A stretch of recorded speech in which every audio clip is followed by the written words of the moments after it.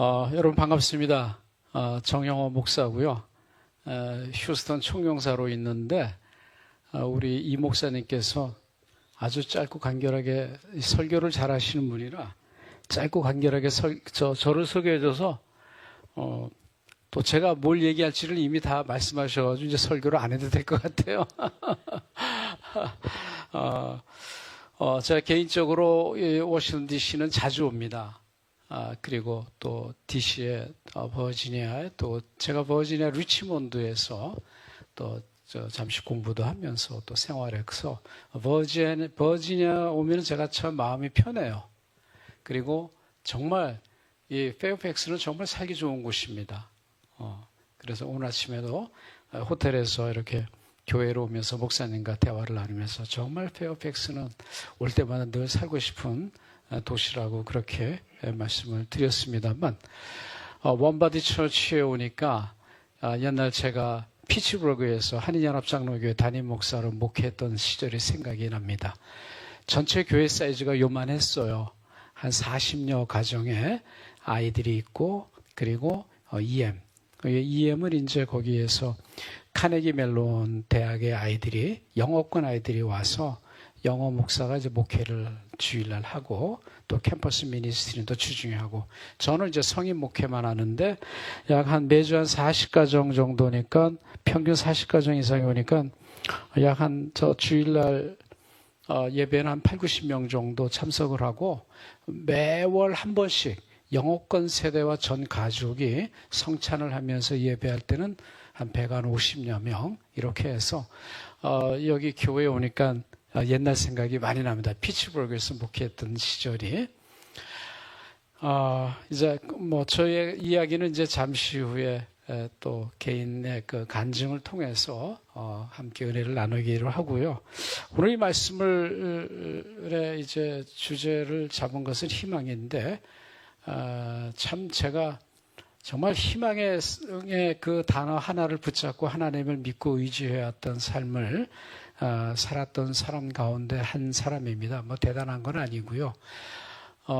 그렇게 살다 보니까 정부의 대표로 이제 외교관으로 이 미국에 다시 돌아와서 5개 주, 텍사스, 아칸사, 오클라호마, 루이지애나, 미시시피.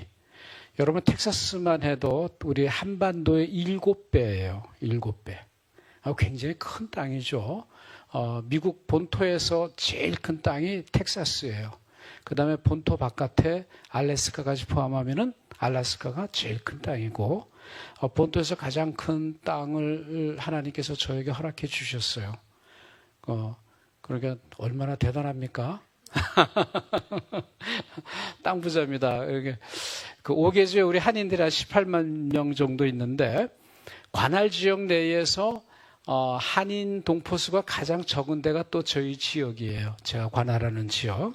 보통 지역엔 대개 다 20만 명이 넘습니다. 30만 명이 넘고 뭐 버지니아만 해도 벌써 한인 인구가 20만 명이 훨씬 넘잖아요. 그죠? 근데 여기는 메릴랜드 버지니아, 웨스트 버지니아 뭐 이렇게 같이 관할하고 있는데 현재 미국에는 우리 총영사관이 9개가 있습니다. 그래서 이제 저쪽에 서북부 쪽으로 보면은 이제 시애틀부터 쭉 내려오면은 시애틀 총영사관이 있고 그 다음에 북가주 샌프란시스코 총영사관이 있고 남가주 로스앤젤레스 총영사관이 있고 그 다음에 중남부로 내려와서는 어디가 있죠? 휴스턴. 한번 해보세요. 휴스턴. 예, 휴스턴 총영사관이 있고요. 그 다음에 이제 동남부로 가게 되면은 조지아의 애틀란타 총영사관이 있어요. 그리고 거기서 다시 동북부로 올라가면은 뉴욕, 뉴저지 뭐 이렇게 쭉 관할하는 델라웨어까지 관할하는 뉴욕 총영사관이 있고 그리고 그 위로 올라가면 보스턴 총영사관이 있습니다.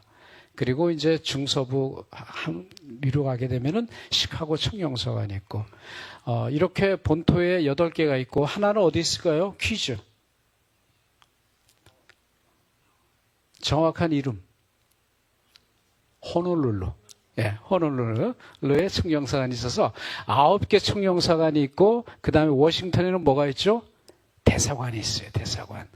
그래서 한 나라의 대사를 2명 둘 수 없잖아요. 주미 대사가 있고 주미 대사를 중심으로 해서 미국 50개 주에 9개의 총영사관이 있어서 총영사들이 이제 사실 이제 대사급이에요. 일반 나라에 나가면 대사입니다.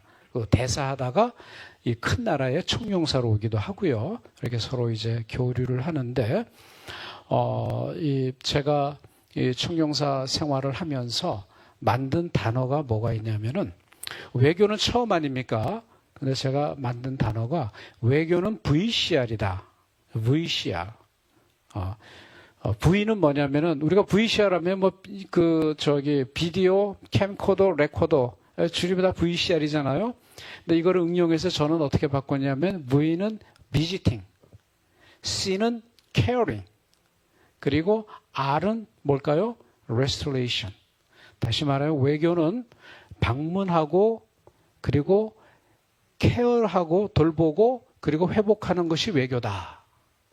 방문은 뭘까요? 방문은 양국 간에 서로 정상들이, 국가정상이나 외교관들이 왕래를 하면서 대사관계를 맺으면은 양국의 공통 관심사에 대해서 서로 방문하면서 소통을 하지 않습니까? 그 비지팅이에요. 그 다음에 외교가 항상 잘 되는 게 아니잖아요. 우리 한일 간의 갈등이 있고 최근에 한중 간의 외교적인 어려움이 있듯이 국가 간에도 어려움이 있어요. 갈등이 있고 이거를 어떻게 해야 됩니까? 이 갈등 관리를 잘 해야 돼요. 외교는. 그걸 케어링이라고 저는 해석하는 거예요. 돌봄이에요. 그렇게 잘해서 문제의 원인이 무엇인가를 파악하면서 양국 관계를 개선해 나갈 때 좋은 결과가 오는데 그 개선의 결과가 뭐냐? 그게 회복. 양국 간의 갈등 관계를 잘 풀어가서 정상화시키는 거. 한일 관계가 정상화되듯이 restoration이에요. 근데 저는 이것을 어디서 배웠냐면은 바로 이민 목회를 통해서 배웠어요. 제가 뉴저지와 그리고 피츠버그, 펜실베니아 피츠버그에서 목회를 하면서 물론 목회는 제 세컨 커리어입니다만 나중에 말씀을 드리겠습니다. 이민 목회를 통해서 제가 가장 신경을 썼던 게 뭐냐면은 신방이었어요. 신방. 이민자의 삶이 힘들잖아요. 그리고 여러분 아시다시피 동부 지역은 얼마나 더 터프합니까? 그래도 워싱턴은 좀 점잖아요. 근데 더 점잖은 데가 어디죠? 휴스턴이에요. 한인이 많을수록 싸움이 적어요. 한인이 많은 지역일수록 한인 간에 서로 파워 게임을 많이 해요. 그래서 한인회가 분쟁을 많이 겪잖아요. 그죠? 상공회에서도 그렇고 모이면 싸워야 되고 교회도 크면 많이 싸워요. 이 교회는 지금 딱 하나님께서 싸움 없이 잘 가도록 모든 교인이 그리스도 안에서 one body in Christ, 예수 안에서 한 몸이 되는 교회를 만들어 주셨기 때문에 싸움이 없잖아요. 목사님 얘기 들어보니까 정말 그리스도 안에서 한 몸인 교회, 각자 지체가 연합이 돼서 건강한 원바디를 이룬 교회라는 느낌을 많이 받아서 참 우리 목사님과 우리 한몸교회 성도들 간에 있어서 상호 교류 협력, 이게 좋은 말로 이제 외교입니다. 너무 잘 되는 교회라는 인상을 받았는데 이렇게 그런 걸 통해 가지고 이렇게 국가 간의 외교 관계가 이루어져. 저는 목회를 하면서 이민 사회에서 스트러글하고 또 여러 가지 자녀 문제 뭐 참 힘든 일이 많은데 그러한 성도들의 가정을 방문하고 신방을 밤에 해야 되잖아요. 다 그 일을 하고 들어오시니까 밤 9시에 신방을 해야 되고 그리고 교회 잘 안 나오는 성도 찾아가서 그 갈등이 뭔지를 또 내가 영적으로 잘 매니지먼트 해줘야 되고 그렇게 해서 회복이 돼서 교회에 나와서 건강한 신앙생활 하도록 이게 목회예요. VCR이. 저는 그래서 제가 목사로서 이민 목회를 했던 목사로서의 짧은 경험 속에서 배웠고 경험했던 이러한 걸 가지고 동포사회에서 외교를 하니까 정말 신방 외교라는 게 되더라고요. 그래서 제가 신방 외교라는 용어를 만들었습니다. 외교에는 다양한 표현이 있어요. 앞에 멋있는 수식어가 많이 있는데 신방 외교. 그래서 제가 1년 이상 활동하면서 경험되어졌던 이야기들을 가지고 지난 4월 말에 한국에서 책을 출판을 했어요. 그래서 5월 1일 날에 공관장회의 끝나고 한국에서 북콘서트를 하고 있는데 그 책 제목 이름이 뭔지 아세요? 나는 텍사스 1호 영업사원입니다. 예. I'm a Korea's #1 salesman in Texas. 여러분, 텍사스가 지금 미국 경제를 이끄는 리딩 스테이트예요. 미국의 제조업 투자가 가장 많은 주가 텍사스고 한국에 가장 많은 투자를 하는 곳이 텍사스예요. 그래서 한국의 기업들은 텍사스에 진출하기를 많이 원하고 있어요. 그러니까 텍사스가 기회의 땅이에요. 그래서 캘리포니아나 뉴욕에 지금 세금이 높고 그리고 주거 비용이 많이 들다 보니까 그 지역에 있는 사람들이 텍사스로 많이 옵니다. 텍사스는 법인세하고 소득세가 없어요. 여러분이 텍사스 오셔서 회사 다니면 소득세 안 내요. 와우, 서프라이즈. 세상에 이런 스테이트가 있나. 그래서 텍사스에 우리 기업들이 많이 들어와서 제가 기업들을 뒷바라지하는 일이 동포들 뒷바라지하는 것보다 더 많아요. 예. 그리고 특히 중소기업들은 대기업들은 알아서 잘하지만 중소기업들은 이 해외에 나와서 소프트 랜딩하는 게 참 힘들어요. 그러니까 로컬마다 법이 다 틀리잖아요. 공장을 지을 때마다 적용하는 룰이 다르고 그래서 많은 전문가들을 도움을 받아야 되는데 초기 투자 비용, 실수를 해서 지불해야 되는 코스트를 줄여야지만이 그 중소기업들이 현지에서 잘 성장해 나갈 수가 있는데 그 일을 저희가 많이 도와주고 있어요. 그래서 최고의 전문가들을 소개해줘서 소프트 랜딩할 수 있도록 이런 게 다 이제 저는 신방이에요. 이런 이야기를 전부 다 모아서 제가 28개의 이야기를 가지고 책을 낸 게 나는 텍사스 1호 영업사원입니다. 그래서 제가 그 책을 내서 텍사스 주지사 그렉 에봇에게 제가 책을 선물로 보냈어요. 보내면서 영문으로 간단하게 써머리를 가지고 보냈더니 답장이 왔어. 서프라이즈, 너의 책이 너무 놀랍다. 정말 고맙다. 너가 텍사스 1호 영업사원이는데 한국과 텍사스의 경제관계가 너를 통해서 잘 협력이 이루어지도록 우리도 관심을 갖고 함께 논의하자. 여러분, 주지사가 이런 편지하는 거 쉬운 일이 아니에요. 텍사스 주지사는요, 진짜 만나기 힘들어요. 예. 거기는 지금도 텍사스를 독립국가라고 하자는 그런 분리주의자들이 있잖아요. 그러니까 텍사스에 가면은 성적인을 안달아도요, 텍사스 죽이다는 사람들이 있어요. 그런 가정은 분리주의자들이에요. 그 정도로 프라이드가 센 데가 텍사스입니다. 텍사스에 있는 셰일가스 하나로 200년을 먹고 살아요. 200년 동안 기름을 파도 잘 먹고 잘 사는 데가 텍사스예요. 그러니 그 프라이드가 얼마나 강하겠습니까? 그런 나라에서, 그런 지역에서 제가 휴스턴 총용사로 일할 때마다 늘 제가 철학으로 삼고 제 가치의 핵심으로 삼고 있는 게 뭐냐? VCR이다. 신방외교라는 것이에요. 신방외교. 그런 신방외교를 하는 것이 제가 이민목회를 통해서 배운 것이지만은 더 중요한 거는 지난날의 제 삶을 통해서 체득되어 준 것. 하나님께서 저같이 보잘것없는 한 인간을 부르셔서 목회의 길을 걷게 하시고 그 목회의 길을 걷는 과정 속에서 수많은 좌절을 경험하고 눈물을 흘리게 하는 광야의 삶을 통해서 이분이 어떻게 오늘 나에게 이렇게 길을 열어주시고 강을 만들어 주셨는가 하는 그래서 저는 희망이란 단어 하나님은 나에게서 희망이고 예수 그리스도 안에서 희망이 하나님을 발견하는 것이 내 삶의 축복이라는 그런 믿음을 갖고 살아가고 있고 그것을 선포하는 것을 굉장히 감사하게 여기는 사람입니다. 여러분 우리가 인생을 살아가면서 보면 고통이란 단어도 경험하고 감사란 단어도 경험하잖아요. 근데 고통이란 단어하고 이렇게 상치될 수 있는 그런 단어를 하면은 뭐 불평이다, 고난이다, 뭐 좌절이다, 실패 이런 단어일 수 있고 감사라는 단어와 연결되는 것들은 어떤 것들이 있을까요?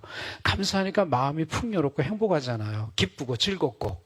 그래서 우리가 찬양할 때 하나님의 감사에 대한 찬양을 하게 되면 그 찬양을 부르는 순간에 내 입술이 행복하고 내 마음이 즐겁고 그래서 나에게 감사를 주시는 하나님께 더 즐거운 마음으로 찬양하는 것이 우리 아닙니까? 오늘 예배 드릴 때도 그런 예배 찬양에도 그런 것을 경험을 하셨을 텐데 그런데 이 고통과 감사라는 단어는 성경 안에서는요 굉장히 역설적인 관계를 갖고 있고 이 두 개의 단어는 동전의 양면과 같이 하나님 말씀 안에서 동전의 양면과 같은 것이에요. 성경에서는 고난이나 고통 가운데 끝에 감사가 오게 돼 있어요. 그죠? 여러분 대표적으로 욥기를 봅시다. 욥은 우리가 세상적으로 보면은 인생에서 진짜 성공한 사람 아닙니까? 잘 나가는 사람이고, 그런 사람이 어느 날 예기치 않았던 사건을 통해서 어려운 인생살이를 살아가다가 그 절망과 좌절의 순간에서 하나님을 원망하고 그러면서 시험을 당하고 그러던 끝에 그가 눈으로 하나님을 다시 바라봤을 때 그는 모든 것을 회복하면서 살아갈 때 그가 감사를 올리잖아요. 그 감사의 말씀이 뭡니까? 욥기 마지막에 나오게 나는 내 눈으로 하나님을 바라봅니다 라는 이 고백이 욥기의 최고의 신앙 고백이에요. 그러니 성경에서는 고통과 감사는 역설적인 관계를 갖고 있어요. 시편 기자도 내가 자기 인생이 그렇게 고달프고 힘들고 어려워도 그 고난 가운데에서 오히려 감사하는 것은 내가 고난을 통해서 하나님의 율례를 배웠다라는 거 아니에요. 그죠?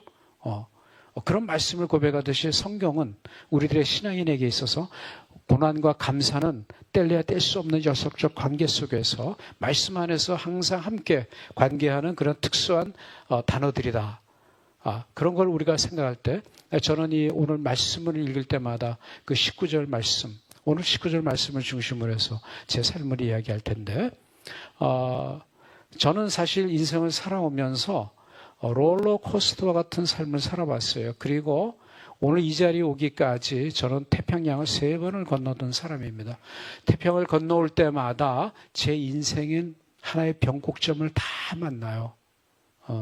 저는 젊었을 때 국회에 들어가서 일을 시작을 했습니다. 청운의 푸른 꿈을 안고 국회에서 일을 시작할 때, 제가 국회에서 일을 할 때요, 대한민국 정치를 뒤흔들었던 삼김이 있었어요. 삼김. 삼김 아세요? 이게 뭐 광산김이 아니고 김밥이 아니고 김영삼, 김대중, 김종필, 이 삼김이 위세를 떨치던 시대였어요. 그러니 젊은 정치학도가 다 삼김이 있는 국회 현장에 있을 때 얼마나 가슴이 뛰겠습니까? 제가 그 중에 한 사람을 따라다녔어요. 그 사람을 지지했고, 누군지는 얘기 안 할게요. 여기 다 정치적으로 진보 보수가 있을 수 있으니까. 중요한 것은 제가 그 역사의 현장에서 일을 했다라는 것이에요. 격동의 정치사의 현장을 바라보면서 제가 꿈을 키웁니다. 나도 매일 국회가 출근하니까 매일 배지들만 봐요. 못난 배지, 잘난 배지, 적당한 배지, 안 해도 그만인 배지. 뭐 지금도 그렇잖아요. 그죠? 배지들의 세계가. 그런 사람들을 보면서 저도 꿈을 키우면서 나는 정말 꼭 내가 잘난 배지는 못 돼도 꼭 필요한 배지는 달아야 되겠다. 그래서 그런 꿈을 꾸고 제가 살았습니다. 근데 참 정말 잘 나갔어요. 하나님께서 얼마나 저를 잘 도와주셨냐면, 제가 41살에 1급을 달았어요. 대한민국 최연소입니다. 국회에서.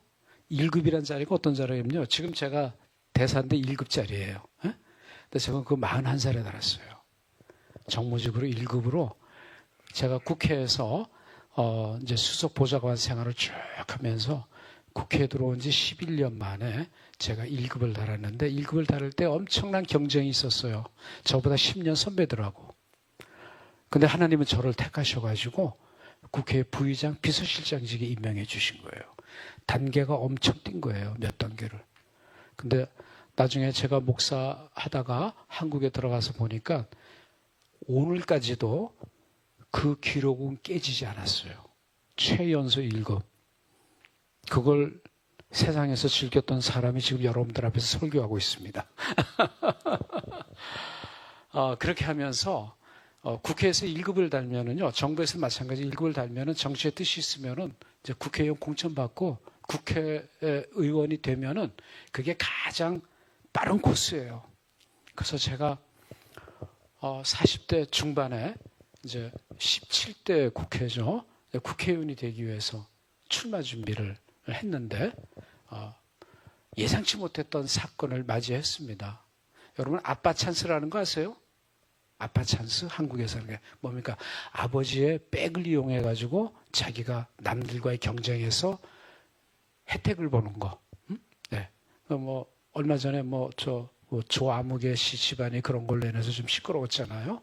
아빠 찬스를 갖고 저하고 경쟁이 된 거예요. 어떤 분이. 근데 그분은 제 고향에서 저 태어나서 나지도 않고 아빠의 지역구가 거기였어요. 그 아빠가 그 동네에서 국회의원을 4번 하고 장관을 20년 동안에 지역의 맹주로 살았던 분이에요. 그분이 은퇴를 하면서 이제 제 신참인 제가 쫙 등장하는데 이분이 자기 아들을 정치를 시키려고 고향에, 아버지 고향에 와서 오줌 한번 안 놓은 친구가, 예? 미안합니다. 생리적인 용어를 써서, 경선을 하자 그래요. 경선. 그 제가 지구당 위원장을 받았는데 국회의원 나가기 위해서 경선을 하자 그러니까 이걸 반대할 수가 없잖아요. 그죠? 그러니까 경선하면 제가 져요. 그렇지만은 어떡합니까? 해야지. 근데 저를 돕던 사람들이 20년 동안 과거에 자기 보수였던 그 어른한테 다 갔어요. 왜? 신세를 갚아야 되잖아. 인간의 정의라는 게 그렇게 무서워요. 그러니까 그분들이 다 미안하다고 다 가니까 저만 남은 거예요. 그냥 거기에서 경선을 해서 제가 이길 수가 없잖아요. 그러니까 7대3의 스코어로 졌습니다. 그것을 제가 경험하면서 정말 깊은 그 고뇌의 시간을 가졌어요. 왜 하나님은 구분응성까지 와서 이제 한 고비만 넣으면은 정말 잘나지는 못해도 정말 국민을 위해서 꼭 필요한 일을 할 수 있는 배지가 되고 싶었는데, 이걸 왼쪽 가슴에 달고 싶었는데 하나님은 왜 고지가 바로 저긴데 그 한 고비를 넘기지 못하고 나를 이렇게 바닥으로 떨어뜨렸을까? 나를 도와줬던 사람들은 다 떠나가고 저 혼자만 남게 만드는 상황에서 저는 한없이 눈물을 흘리고 그리고 있던 가운데 기도하기 시작했습니다. 기도하는 가운데서 하나님의 음성을 다시 듣고, 제가 원래는 연세대학교에서 신학을 하고 대학원 석박사 과정에서 이제 정치학을 한 사람이에요. 그렇게 하고 국회에서 일을 하기 시작했는데, 제가 연대 신학과를 갈 때는 콜링을 나름대로 받았다고 생각한 거예요. 고등학교 2학년 때. 고등학교 2학년 때 방언을 했어요. 그러니까 제가 저희 집에 최초의 크리스찬이에요. 그러니까 방언을 한 거에 대해서 너무 놀라니까, 제가 고등학교 다닐 때는요, 학교하고 집하고 교회밖에 몰랐어요. 딱 그렇게 짜여지게. 네. 그래서 교회에서 열심히 활동하면서 학생회장도 하고 뭐 여러 활동도 하고 많이 그러면서 다녔었는데, 그때 고등학교 2학년 때 콜링은 아니죠. 방언 은사하면서 내가 어떻게 기도를 했냐면은 너무 놀래가지고, 하나님, 저 방언 받았는데 저 목사 되겠습니다. 이래버린 거예요. 이걸 뭐라 그러죠? 소원 기도라는 거예요. 근데 저는 그렇게 해서 이제 신학과 같지만은 그 신학 공부보다는 정치학 공부, 사회학 공부가 더 재밌더라고요. 그래서 대학을 그렇게 갔었는데, 나중에 기도하는 가운데 속에서 내가 하나님께 소원했던 어린 시절에 그것이 다시 안에서 살아나면서 하나님과의 관계를 회복하는 성령의 만지심이 저에게 매일 있었습니다. 그래서 매일 새벽 기도에 나가서 집 근처에 있는 교회에 가서 울부짖고 통성기도를 하는데, 기도하고 나면요 사람이 하나도 없어요. 하도 제가 요 앞에 앉아가지고 시끄럽게 굴어가지고 그렇게 기도 가운데서 십자가에 달리신 예수의 모습을 제가 바라보면서 그때 제 귓가에, 제 마음 속에서 이런 음성이 들리는 거예요. 내 너를 위하여서 십자가에 죽었는데 너는 지금 나를 위해서 무엇을 하느냐. 그 음성이 제 마음에 와닿을 때 제가 그때 회개 기도를 하고, 하나님, 어린 시절에 아무것도 모른 채 서원했던 그 기도대로 나 이제 가겠습니다. 그렇게 결단을 내리고 한국에서 신대원을 가자니까 오늘 아침까지 정치 권력을 누리면서 재밌게 살던 사람이 내일 신학교문에 교문에 들어가면 다음날 다시 뒷문으로 나올 것 같더라고요. 다시 말하면 그 헌신의 결심을, 그 부르심에 대한 순종을 제가 다 이어가기가 어렵겠다는 생각이 들었어요. 워낙에 많은 네트워크를 갖고 살아왔기 때문에. 그래서 결단이라는 게 뭐냐. 아무도 모르는 미국에 가서 공부를 하자. 그야말로 광야를 그렇게 택한 거예요. 왜? 콜링을 붙잡기 위해서. 그래서 많은 사람들의 반대와 그리고 걱정과 근심, 그리고 과연 해낼 수 있을까 하는 그런 걱정들을 다 뒤로 미룬 채, 그리고 또 가족들을 데리고, 그리고 2005년도에 뉴저지에 와서, 제가 연세대학교를 나왔기 때문에 연세대학교를 세운 언더우드 선교사가 공부한 뉴 브런스윅 테올로지컬 세미나리로 가서 거기서부터 제가 MDB를 하고 고생하면서 뭐 한국말을 실컷하고 살던 사람이 갑자기 뭐 영어가 되겠습니까? 그 뭐 안 되는 영어 앞뒤 뭐 참 고생 많이 했어요. 머리도 그때 많이 휘어졌고 그런 4년간의 풀타임을 공부하고 미국 장로교에서 목사 연수받고 이미 목회를 시작을 했는데, 저는 뭐 제가 목회를 못했다는 게 아니고 목회의 길이 시온의 대로처럼 확 열릴 줄 알았는데요, 그게 아니더라고요.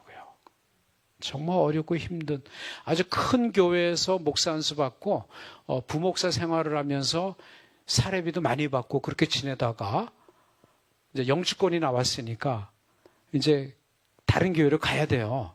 그 교회는 부목사 영주권 해주면은 이제 다른 교회로 가도록 시스템이 그렇게 돼 있어요. 그래 첫 번째 간 교회가 정말 가보니까 정말 어떻게 이렇게 교회가 운영이 될 수 있을까 할 정도로 정말 구린내가 너무 많이 나는, 돌아가신 그 목사님, 제가 교회 이름은 밝히질 않을게요. 그 목사님께서 교회 재정을 이용하고 교회 체크를 가지고 자기 개인 용돈 쓰듯이 그냥 그런 걸 다 교회 장로들이 우리 목사님 이렇게 하면서 다 그걸 허용했다가 이 목사님이 돌아가신 뒤에 이 교회가 와보니까 IRS, 그러니까 이 교회가 불법 이민자들을 데려다가 영주권 목회를 한 거예요. 그러니까 그 목사님이 목회하는 동안에 영주권을 받아간 성도들이 50가정이 넘으니까 교회 예배드리면 한 200명 모이잖아요. 다 그런 분들이 오신 거예요. 옛날에는 교회 성가대, 반주자, 교사 하면은 다 영주권 신청을 할 수 있었거든요. 알비자로 해가지고 그런 걸 통해 가지고 그들로부터 받았던 모든 돈과 교회 재정들을 다 갖고 개인 쓰듯이 이렇게 쓰셨던 것 같아요. IRS에서 세금 폭탄을 맞았어요. 세금 폭탄을 무려 80만 불을 12년 동안 이 잡듯이 뒤졌더라고요.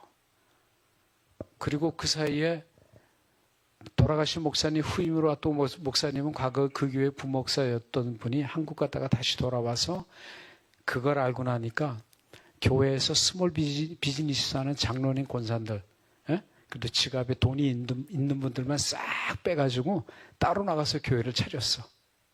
제가 가니까 남아있는 분들은 전부 다 곧 이제 영주권 받아야 될 사람들이고, 그리고 네일 가게에서 일을 하고, 유치원에서 일을 하고, 그리고 델리 가게에서 일을 하는, 정말 일주일 벌어서 먹고 사시는, 그리고 콜택시 하시고, 이런 분들, 가정들만 한 20가정 남은 거예요. 이제 이 교회가 또 돈도 없이 빚더미로 교회를 사가지고 모두 다 해서 IRS 세금까지 해가지고 약 220만 불의 채무를 안고 있었던 교회예요. 제가 하나님한테, 하나님 나 국회의원 못되게 길을 막으시더니만 이제 영주권 받고 세목회 하려고 하는데 왜 나한테 이런 교회를 줬냐고 매일 새벽마다 기도하다가 또 하나님 저를 한 대 탁 치시더니만 넌 할 수 있어 딱 그러는 거예요. 그러면서 하나님 말씀만 믿고 당회할 때 그랬어요. 나 이 교회 딱 1년 있겠다. 딱 1년 있는데 앞으로 1년 동안은 나는 부채청산위원장으로 일하겠다 그랬어요. 교회 부채청산위원장. 제가 국회에서 한 10몇 년 일했기 때문에 세상 돌아가는 거 잘 알아요. 요 은행 돈을 어떻게 써야 되고 어떻게 구워 삶아가지고 페이버를 꺼내야 될지 받아내서 우리가 유리한 그걸 가도록 협상하는 방법도 제가 잘 알아서 내가 빚을 다 갚겠다. 그리고 정리가 되면 떠나겠다. 그리고 부임한 그 다음에 첫 한 달 동안 새벽 기도회를 한 달을 했습니다. 신년 새벽 기도회를. 그리고 매주 금요일날 찬양 집회를 통해서 밤마다 늘 통성으로 기도하면서 우리에게 길을 열어달라는 하나님을 부르시면서 희망을 누리라고 그랬는데 1년 동안에 은행장도 만나고 그리고 IRS 전문 유대인 변호사를 써가지고 또 협상도 하고 해가지고 교회 건물도 잘 팔아가지고 빚더미 있는 건물 갖고 있으면 뭐합니까? 그 밑에는 그냥 구린데만 잔뜩 앉아있는 교회인데 건물도 잘 팔고 해가지고 그리고 그 교회 살 때 집을 담보로 잡혔던 큰 집 갖고 있는 교회 장로님들 저 때문에 얼굴이 다 폈어요. 집이 안 넘어가게 생겼으니까. 그래서 제가 은행하고 협상할 때도 2년 동안 대출이자 못 낸 거 다 탕감받았어요. 할렐루야. 하나님이 그렇게 역사하셔서 세금도 다 다운시키고 해가지고 교회를 살렸습니다. 그리고 저는 떠나서 피츠버그로 가서 이제 또 목회를 했는데, 피츠버그에서 참 행복하게 목회를 했어요. 1년을 하고 하지만은, 우리 이제 가정에 어려움이 좀 있어서 제가 더 이상 목회할 수 있는 환경이 안 돼서, 목회를 내려놓고 이제 한국으로 다시 돌아갈 때 참 또 눈물을 많이 흘렸어요. 왜 하나님은 그냥 나를 국회에 내버려 두시지? 왜 지난날에 서원했던 걸 기억나게 하셔서 이 광야의 목회길을 걷게 하시고 아무도 없는 이 미국에 건너와서 일가 친척 없는 곳에 와서 이렇게 생고생을 시키고 나를 이쪽으로 부르셨으면은 그래도 또한 평생 목회를 길을 가게 하셔야지 왜 예기치 않은 이러한 문제들로 인해서 나를 이렇게 힘들게 하시는가? 새로운 변곡점을 맞이해 저는 다시 한국으로 들어갔습니다. 한국으로 들어가니까 뭘 어떻게 해야 되겠습니까? 목사가 돼가지고 옛날처럼 그냥 정치권에 계속 있었으면은 어떻게 엮어가지고 밥 먹고 살 자리라도 만들 텐데 이제는 강산이 변하고도 두 번째 변화는 12년 만에 한국에 돌아왔으니까 정말 힘든 시간을 하나님께서 저를 다시 또 훈련시키시는 거예요. 제가 미신파예요, 사실은. 미국 신대원을 졸업한 사람이라 미국 신학교 출신의 미신파예요. 그러니까 한국에서 신학대학원을 안 나왔으니까 교단이 없잖아요. 미국 장로교 목사인데, 그러니 한국의 교회의 교단별로 교회의 벽이 높아요. 소속 교단에 나오지 않으면은 접근하기도 힘들고. 그래서 제가 리더십을 공부를 했는데 리더십에 관한 책만 제가 4권을 출판을 했어요. 그래서 크리스천 리더십부터 비롯해서 역사를 움직인 위대한 크리스천 리더들의 리더십을 연구하고 책이 여러 권 있는데 한국에서 다 출판을 했습니다. 그래서 제가 리더십 전문가라 이제 여러 교회와 또 모임, 또 CBMS, 크리스천 기업인들 그런 모임의 강사로 초청을 받아서 하고 또 제가 이제 방송에 TV조선하고 연합뉴스 TV에 제가 또 정치 패널로 옛날을 제일 기억하고 그래서 정치 패널 활동을 또 하고 그렇게 하면서 프리랜서 생활을 쭉 하는데 말이 좋아 프리랜서지 사실 정말 여기 가서 한번 강사를 받고 여기 가서 출연료 받고 그거 개미같이 벌어봐야 몇 푼 안 되더라고요.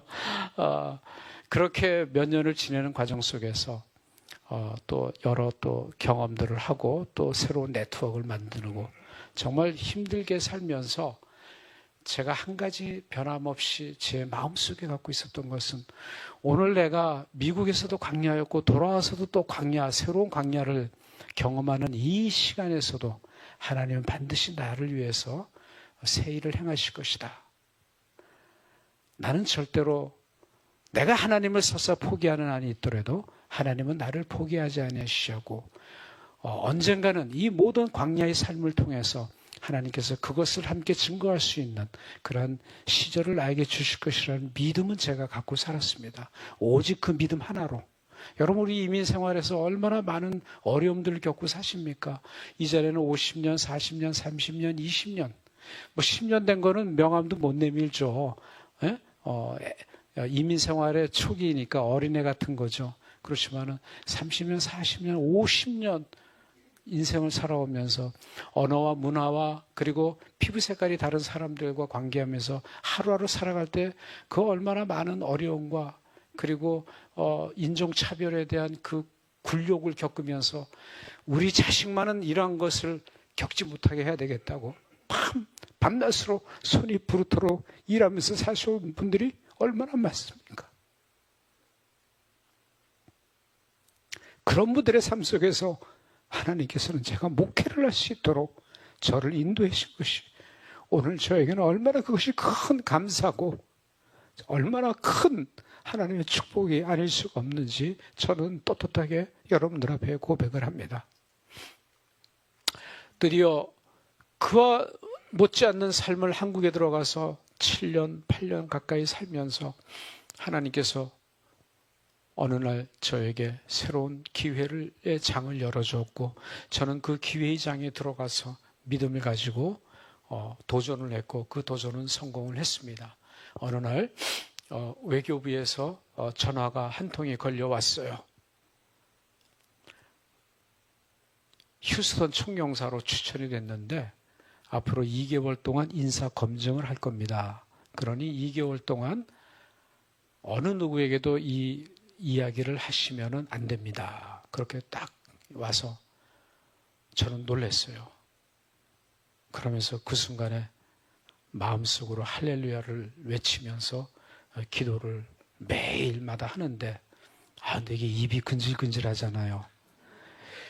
이 깊은 소식을 온 세상 전하소. 나에게 복음인데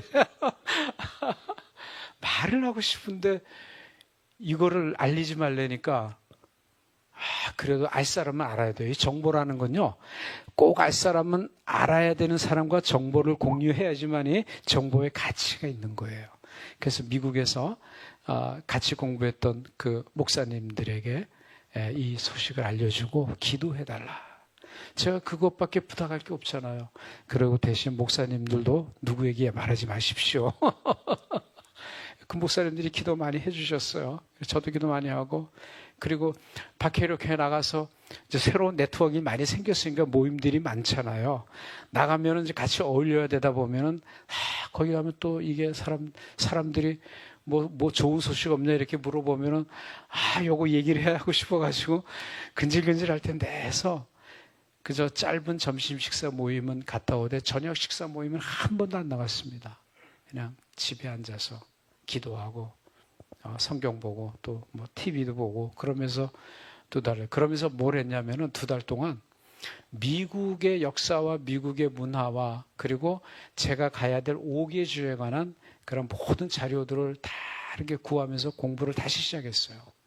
다시 공부하고 그러면서 우리 동포들의 상황과 한국의 기업이 진출한 상황 이런 모든 것들을 다 공부하면서 지식과 지혜를 구하기 위해서 그렇게 하다 보니까 내가 가면은 어떻게 활동을 해야 되겠다라는 것이 이제 그림 속에 머릿속에 이렇게 브레인스토밍이 이렇게 이제 돼 가더라고요. 2달이 지났습니다. 외교부에서 전화가 왔는데 딱 그 직원의 첫 마디가 뭐라고 그러는지 아세요? 대사님 축하드립니다. 이렇게 다 통과되었습니다.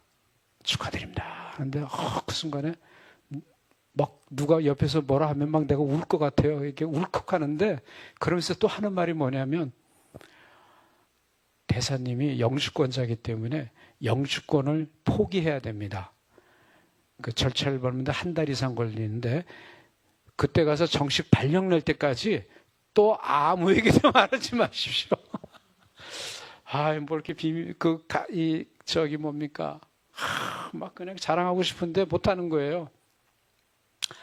영주권 포기하는데 영주권 뭐 시민권이라도 포기해야죠.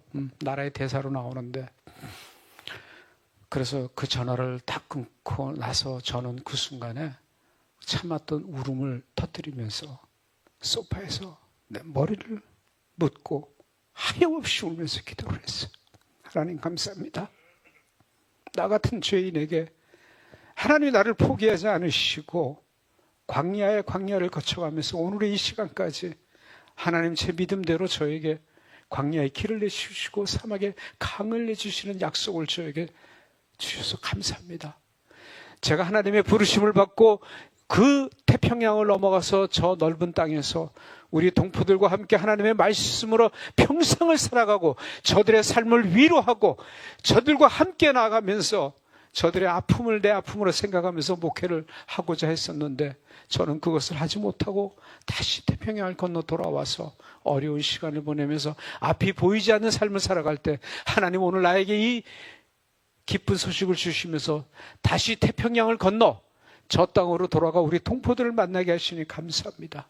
저의 삶이 앞으로 그곳에 있을 것이고 그것을 통해서 하나님의 영광이 드러나는 하나님의 전권 대사로 제가 평생을 살아가겠습니다. 이렇게 기도하고 그리고 정식 발령을 받고 작년 1월 6일 날 휴스턴에 왔습니다.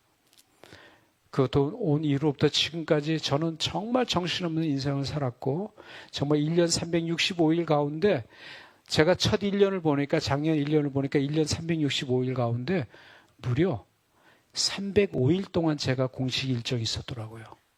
예, 일요일 빼면은 거의 다 월요일부터 토요일까지 저는 그 빠듯한 일정을 다 소화하면서 다녔던 그런 기록들이 아직 남아있는데 돌아와서 올까지 일을 하면서 참 그 5개주를 다니면서 참 신방 외교를 하고 갑니다. 가는 도시마다 목사님들을 초대해서 식사를 해서 교회와 동포사회가 어떤 관계로 가는 것이 좋은 것인가, 그리고 우리 동포 지도자를 만나서 같이 또 대화를 나누고 행사마다 찾아다니면서 우리 동포들을 위로하고 모든 행사에 갈 때마다 거기에 참석한 동포들과는 전부 허그를 하고 심지어는 그 행사에 왔던 어떤 동포들은 제가 목사라는 걸 알기 때문에 자녀들을 데리고 와서 축복 기도를 해달라 그래요.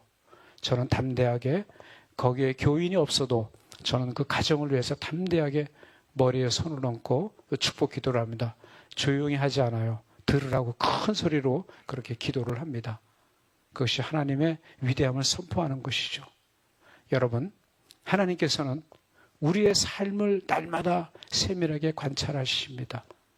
여러분의 이민 생활이 지금은 편안하고 안정되지만은 지난날 살아왔던 여러분들이 인생을 돌아볼 때 여러분 눈물로 간증할 수 있는 이야기들이 얼마나 많이 있습니까?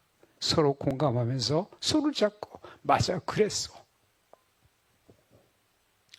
그러한 삶을 돌아볼 때 하나님은 변함없이 여러분들의 편에 서서 여러분들의 삶을 광야에 길을 내고 사막에 강을 내는 희망의 삶을 여러분들과 함께 만들어 오셨고 그 길을 만드신 분이었습니다.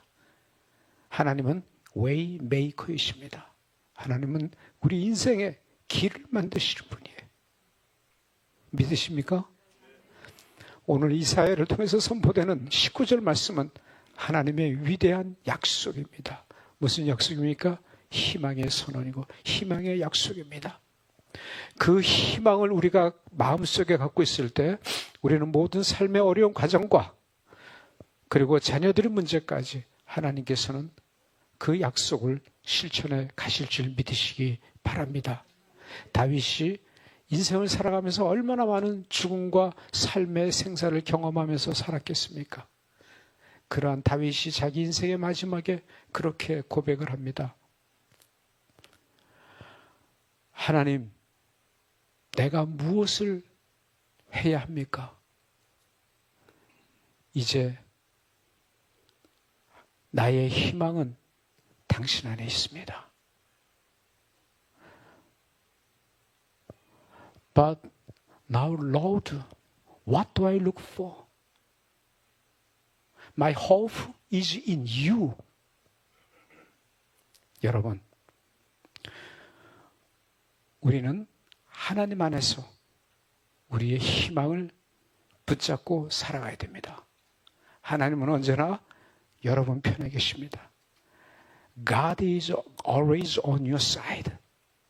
믿으시기 바랍니다. 그 믿음이 여러분들의 남은 삶이든 앞으로 찾아가야 될 모든 길에 하나님은 여러분의 인생의 웨이메이커로서 그분은 여러분들의 길을 인도하실 것이며 여러분들의 자녀들을 위해서라도 그분은 새로운 길을 만들어 가실 것입니다. 그 믿음으로 한몸 교회가 그 믿음 안에서 더욱 새롭게 성장하고 변하면서 여러분의 삶을 통해서, 예배를 통해서 하나님께 영광을 올리는 복된 삶을 살아가기를 주님의 이름으로 축원합니다. 함께 기도하시겠습니다.